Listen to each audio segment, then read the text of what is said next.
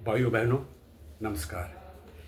ये है यूट्यूब का पीएच नेटवर्क। मैं हूं प्रदीप हुंडो। आज मैं एक छोटा सा वीडियो बनाने जा रहा हूं राकेश टिकैत और नरेश टिकैत के बारे में। परसों मुजफ्फरनगर में सारे जो हिंदू संगठन थे, शायद 168 बता रहे हैं, वो इकट्ठे हो गए थे। तो वो जन आक्रोश रैली का कार्यक्रम मना रहे थे। लेकिन ये जो हम मोदी जी ने ये कहा था कि हमारे देश में कुछ आंदोलनजीवी हैं जो हर एक आंदोलन में शामिल होना चाहते थे। इस सिलसिले में राकेश टिकैत भी उस रैली में शामिल होना के लिए आ गया था, लेकिन उसको किसी बुलाया नहीं था किसी ने।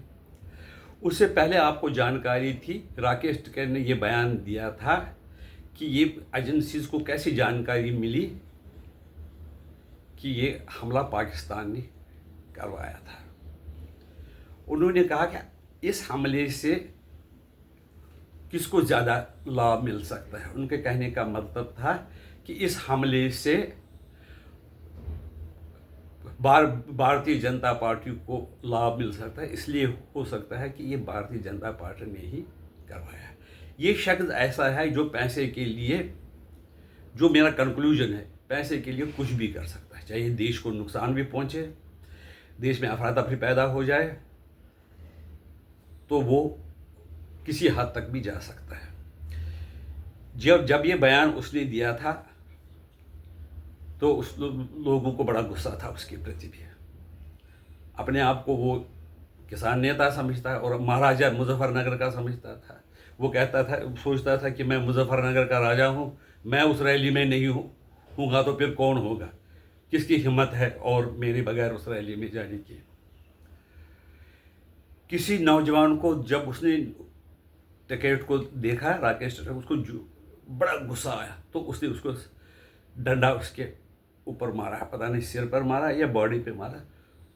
तो लेकिन यह है कि वो जो है उसकी पगड़ी नीचे गिर गई और पगड़ी आदि संभाल कर ही वो वहाँ से भागा। ये ऐसा व्यक्ति है जो कि पाकिस्तान के लिए भी के फेवर में भी बोल सकता है, देश के खिलाफ भी कुछ भी बोल सकता है। इसी तरह उसका भाई है नरेश टिकैत। वो कहता है कि अगर आप भारत के लोग अगर पाकिस्तान के सिंधु जो घाटी का जो पानी है, सिंधु दरिया का, अगर उसको आप रोकेंगे तो उससे वहाँ का किसान का नुकसान होगा। मैं भी किसान हूँ, हम किसान को नुकसान होने नहीं देंगे। इसलिए भारत को वो पानी रोकना नहीं चाहिए। उनको जैसे कि इंडस वाटर ट्रीटी है उसी तरह से उसको छोड़ देना चाहिए। लेकिन वो वहाँ का किसान ऐसे सोचता नहीं है जैसे कि वो टिकैत फैमिली, नरेश टिकैत सोचता है, वैसे पाकिस्तान के जो किसान वैसे नहीं सोचते। वो सोचते हैं कि चाहे हमारा कुछ भी नुकसान होगा, हम अल्लाह के सिपाही हैं, अल्लाह के लिए हमें चाहे कितनी भी कुर्बानी देनी पड़ेगी। और हमें असली दुनिया तो मौत के बाद ही होती है, ये दुनिया तो फ़ानी है। क़यामत के बाद जो हिसाब होगा तो हमें जो अल्लाह है 72 हुरूफ के पास भेज देगा। इसलिए ये जो ज़िंदगी है ये तो कुछ दिनों की है, तो इसमें ये ज़िंदा रहने के बाद ही हमारी ज़िंदगी असली शुरू हो जाती है।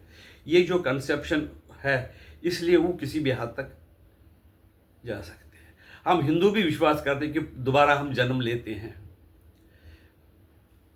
दोबारा हम जब पुनर्जन्म का जो हमारे में भी सिद्धांत है। लेकिन हमारे भगवान कृष्ण ने कहा है, जो मैंने आपको ये ज़िंदगी दी है वो समाज की भलाई के लिए दी है, सेवा के लिए दी है, और जो गरीब लोगों के उनकी सहायता के लिए दी है। तभी जाकर आपको दूसरे जन्म भी अगर आप चाहते हो तो आपको अच्छा जन्म मिलेगा। मोक्ष भी तभी मिलेगा जब आप अच्छे, इस जन्म में तुम अच्छे काम करोगे। तुम्हें जन्म ही इसलिए दिया गया है कि तुम अपने इस सारी जिस दुनिया में, तुम मृत्युलोक में तुझे भेजा है, तुम्हारे कार्य कैसे रहे, तुम्हारी सोच कैसी रही, उसके बाद ही तुम्हें मोक्ष मिलेगा। न कि तुम पैसे के लिए कुछ भी करो, भारत का ऐसे ही बयान दे दो जिससे भारत को नुकसान हो जाए, तो उसके लिए मैंने तुम्हें पैदा नहीं किया। धृतराष्ट्र ने भी जब भगवान कृष्ण से पूछा था, जो ये महाभारत का युद्ध हो रहा है ये तो आपकी ही लीला है। तो भगवान कृष्ण ने जन्म दिया, मेरा काम था आपको जन्म देना और आपको बुद्धि देना। बुद्धि का आप इस्तेमाल करना ये आपका काम है। अब आप मेरे ऊपर ही ये जिम्मेदारी डालोगे कि तुम्हारे कारण, तुम्हारी ही लीला है, इसलिए ये जो होगा महाभारत में, जो हुआ वही होगा। लेकिन भगवान कृष्ण ने कहा कि मैंने बुद्धि दी है, बुद्धि का इस्तेमाल करो, लोगों की भलाई के लिए काम करो, तो तुम्हें मोक्ष प्राप्त होगा और तुम्हारे साथ जो होने वाला है वो नहीं होगा। आपकी राय इसके बारे में क्या है, हमें बता दीजिए। नमस्कार।